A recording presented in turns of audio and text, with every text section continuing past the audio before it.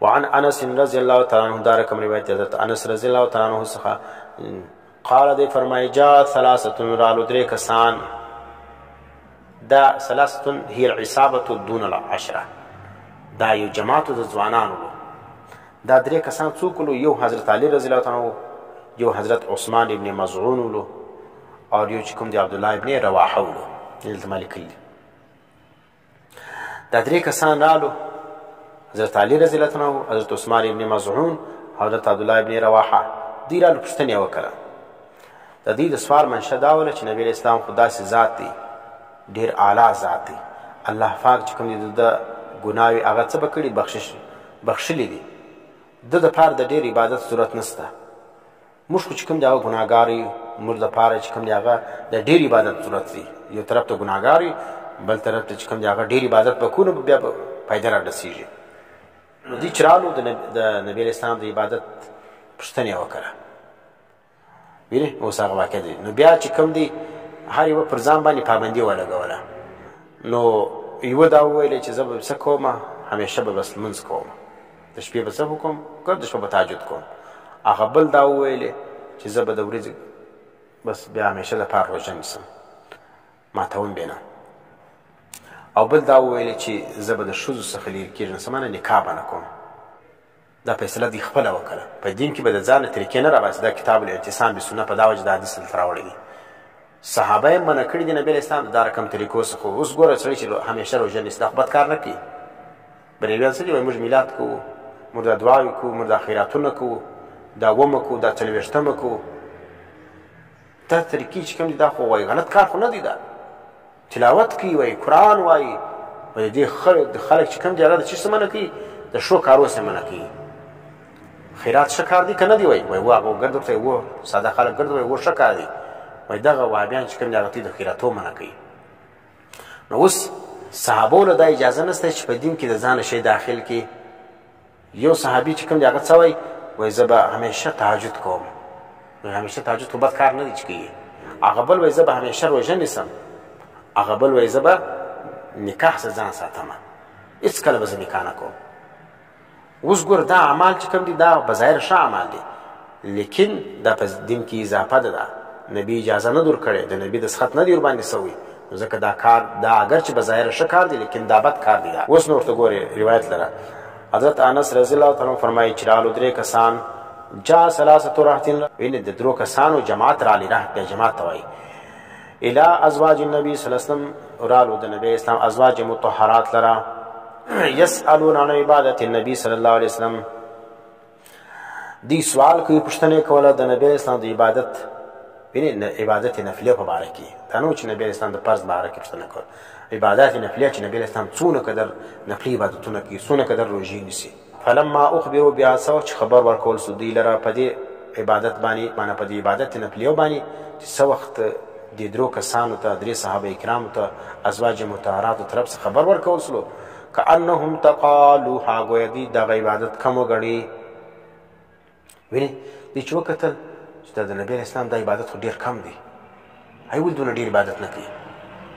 نو لږ ورته معلوم شو. بیا سوچ وکړي چې او کیسه خو دی ده. این نحنو من النبي صلی الله علیه وسلم، چې موږ د نبي سره په یوه ترازو کې ځان ولې تلو. نبي خو ډېر لوړ مقام دی، موږ خو ډېر کمزوري یو. نو ځکه این نحنو من النبي صلی الله علیه وسلم، موږ د نبي مقابله نسو کولی. نو بیا څه ویلې؟ قد غفر الله ما تقدم من ذنبه، تحقیق سره الله خود ته بخشش کړی دی د هغو ګناهو چې مخکې دي. څه معنا؟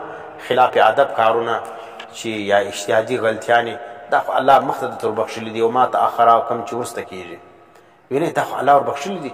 نو ځکه دوی خو چې دي معنا بخښل سوي دي، د دپاره د ډېر عبادت ضرورت نشته. نو دوی که لږ کوي پروا نه لري. نو اوس دوی څه وویلې چې دوی خو ګوره د نبي علیه اسلام سره خو موږ مقابله نسو کوی، او خو ډېر اعلی ذات دی، موږ خو ګناهګار یو، موږ به اوس څه کوو؟ په عبادت باندې به الله ته ځان نږدې کوو. ګوره ښه کار کوي، ښه هر هغه ښه کار چې په هغه باندې د قرآن و سنت دلیل نه موجوده، چې هر څو ښه کار یې هغه ګناه ده، هغه نه کوي. نو فقال، وویلې احدهم، یوه د دوی، اما انا فاصلي الليل ابدا، یوه دا وفرمایل چې زه به د همیشه دپاره د شپې تهجد نه پرېږدم، دا نفلي عبادت دی، الله به مو وبخښي. ښه کار کوي. ګوره بریلویان دي سخت لاسي په دې باندې. میلاد ښه کار دی، که دا ښه کار وای نو نبي به کړی وای.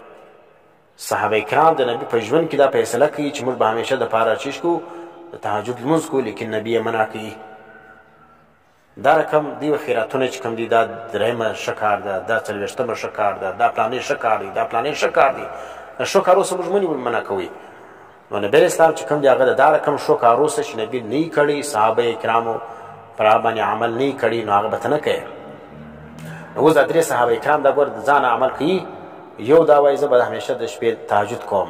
وقال الاخر دا بل ویل انا اصوم النهار ابدا، زه به همیشه د پاره د ورځې روژه نیسم.